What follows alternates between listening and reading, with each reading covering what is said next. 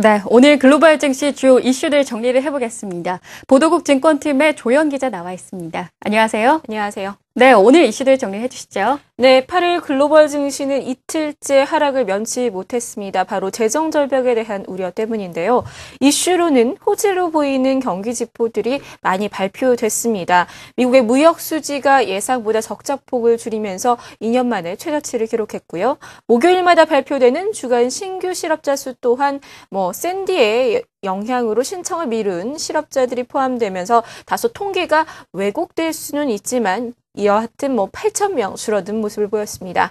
최근 미국 경기 지표들은 호조세를 이어가고 있습니다. 이에 미국과 중국의 경기가 다시 완만한 성장세를 보일 것 아니냐라는 분위기가 고조되고 있었는데요. 정치적인 시점을 맞이하면서 그 기대감이 조금 무너지는 모습입니다. 여기에다가 그리스 문제까지 더해지면서 불확실성이 시장을 뒤흔들었습니다. 오늘의 해외 주요 이슈들 호재와 악재로 나눠 살펴보겠습니다. 먼저 호재성 재료입니다. 8일 발표된 미국 경기 지표들이 호조세를 보였습니다. 무역 적자가 수출 증가에 힘입어 예상외로 감소하고 허리케인 샌디에 이른 일시적 여파이긴 하지만 실업수당 청구 건수도 줄었습니다. 중국 중앙은행과 국가통계국 수장이 9일부터 발표되는 중국 경제 지표가 중국 경제의 개선세를 드러낼 것이라 전망을 밝혔습니다. 지난 3분기 삼성전자의 갤럭시 S3가 처음으로 아이폰 4S를 제치고 세계에서 가장 많이 팔린 스마트폰 모델에 이름을 올렸습니다. 다음은 악재성 요인입니다. 미국의 재정절벽에 대한 경고음이 높아지고 있습니다. 버락 오바마 대통령은 재정절벽 해결을 위해 배당소득세를 비롯한 각종 세금을 5에서 10%포인트 올릴 것으로 예상되고 있습니다. 볼프강 쇼이블레 독일 재무장관은 그리스 정부의 부채 위기가 아직 해결되지 않았으며 다음 주 유로존 재무장관 회의에서 그리스 지원과 관련한 합의가 실패할 것이라고 밝혔습니다. 유럽의 최대 경제국 독일의 경기 침체 우려가 높아지고 있습니다. 성장 원동력인 수출이 지난해 12월 이후 가장 큰 폭으로 감소했고 오는 15일 발표될 3분기 성장률도 0.2%에 그칠 전망입니다. 네, 미국 재정 절벽에 대한 우려가 참 높습니다. 국제 신용평가사들이 이 재정 긴축을 합의하지 못한다면 국가 신용 등급을 강등하겠다 앞다퉈 말할 만큼 이 해결 방안이 시급한 상태인데요. 오늘 시장이 하락한 것도 이 때문이라고 볼 수 있을까요? 네, 아직까지도 시장에는 우려가 큰 모습입니다. 미 대통령 선거가 끝나자마자 이 대선에 가려졌던 미 재정 절벽에 대한 공포가 드러나는 모습인데요. 네. 뉴욕 증시뿐만이 아니라 글로벌 시장 전체를 뒤흔드는 모습입니다.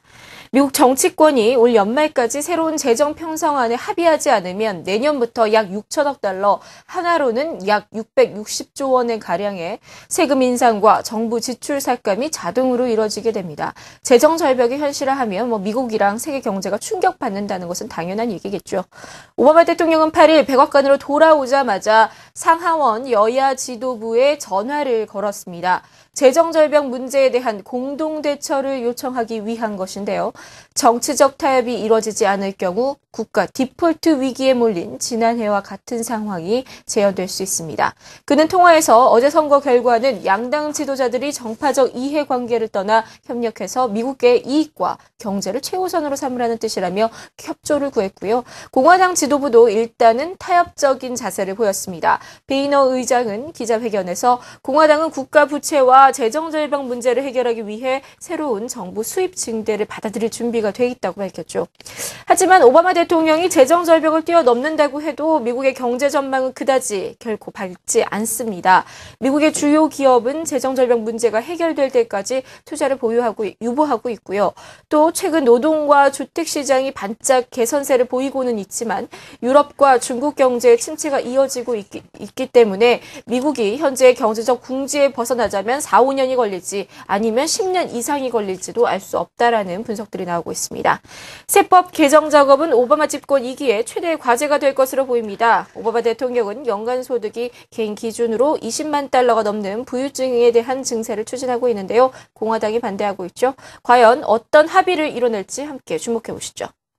네, 이번에는 그리스 이야기를 해보겠습니다. 이 총파업 상황에도 불구하고 일단 새 긴축안이 의회를 통과했는데요. 하지만 추가 지원 여부가 확실하지 않다고요. 네, 먼저 그리스 의회가 통과한 이야기부터 해보면요. 추가 구제금융의 지원 전제 조건입니다. 135억 유로 규모의 새 긴축안이 가까스로 의회를 통과했습니다. 현 네. 시간 8일 그리스 의회는 정부가 제출한 긴축 재정안을 표결에 붙여서 찬성 153표로 최종 승인했습니다. 정말 과반수를 가까스로 넘는 아슬아슬한 통과였는데요. 이번에 통과한 재정 긴축안은 은퇴 연령을 67세로 올리고 또 공공부문의 임금을 삭감하는 등 내용이 포함되어 있어서 그동안 반대가 거셌습니다. 그리스 의회가 이번 법안을 통과시킴에 따라 지급받지 못했던 구제금융 310억 유로를 트로이카로부터 받을 가능성이 높아졌는데요. 그런데 여기서 의회의 변수가 나왔습니다. 이 유로존 당국이 조속한 의회 통과를 촉구하는 성명을 발표하는 등 그리스 의회가 긴축안에 합의만 한다면 추가 지원이 당연히 잇따를 것으로 예상됐었는데요. 오는 10일 열리는 유로존 재무장관 회의 유로그룹에서 최종 결정이 될 것으로 시장은 기다렸는데 그렇지 않다라는 발언들이 이어지고 있습니다. 볼프강 쇼이블레 독일 재무장관은 8일 독일 함부르크에서 열린 한 토론에 패널로 참석해 우리는 아직 문제에서 빠져나오지 못했다며 현재로서는 다음 주에 우리가 결정을 내릴 수 있을 것으로 보이지 않는다고 말했습니다. 여기다가 유럽연합 고위 관계자로부터 11월 하순까지 그리스 추가 지원에 대한 결론을 내리기는 어려워 보인다라는 발언까지 나왔죠. 이에 따라 그리스에 대한 추가 구제금융에 대한 결론은 오는 11월 26일 유럽 재무장관 회의에서나 가능할 것으로 전망됩니다. 문제는 그리스에게 주어진 시간이 결코 여유롭지 않다는 점입니다. 현재로서는 11월 중순이면 외환 보유 자금이 고갈될 텐데요. 과연 이 위기를 그리스는 어떻게 헤쳐나갈지 유로존 당국은 또 지켜만 볼지 불확실성의 안개는 막판까지 짙어져 가고 있습니다. 지금까지 글로벌 경제 주요 이슈였습니다.